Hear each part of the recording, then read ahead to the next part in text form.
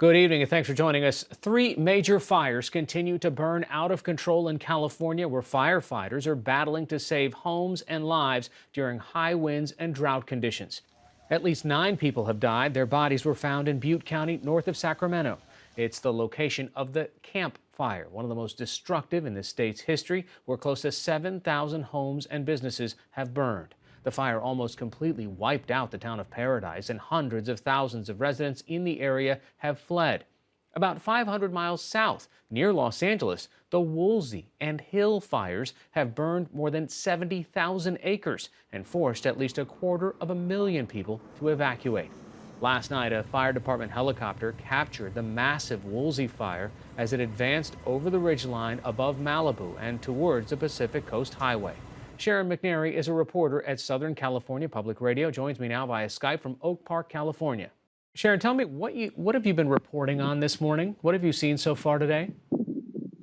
I have seen just a lot of destruction, a lot of areas being burned out.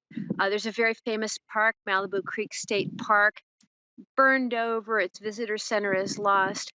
The freeway, the 101, a main artery for getting around Los Angeles, that was burned over. You can actually see the burned timbers. I've been to a number of burned out houses.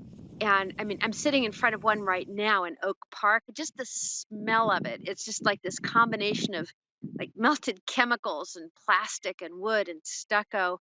And then just the general vibe of people being evacuated and some staying behind.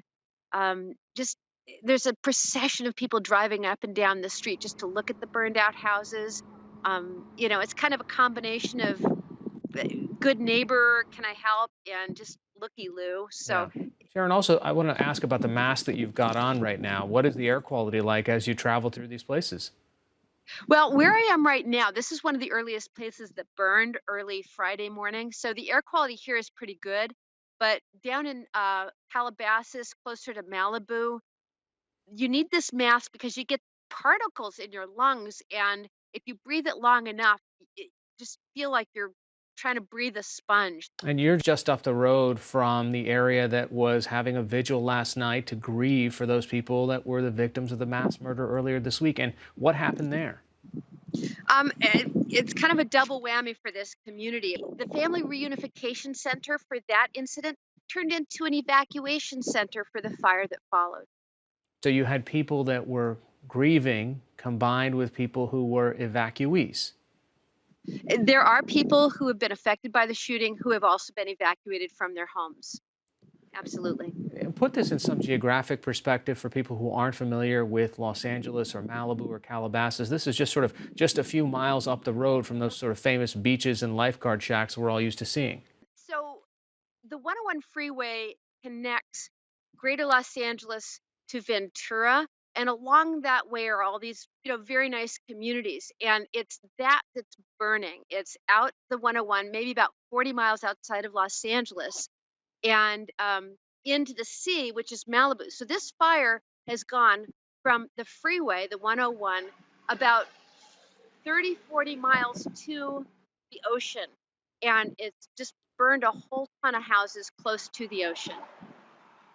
Finally, I want to ask, the president tweeted this morning that he was basically putting the blame on a lot of this on poor forest management. What's the response been from California leadership on this? I can imagine they will request the president do some actual research on the kind of forest management that California has done.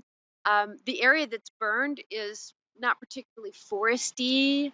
It's brush. It's classic brush fire territory.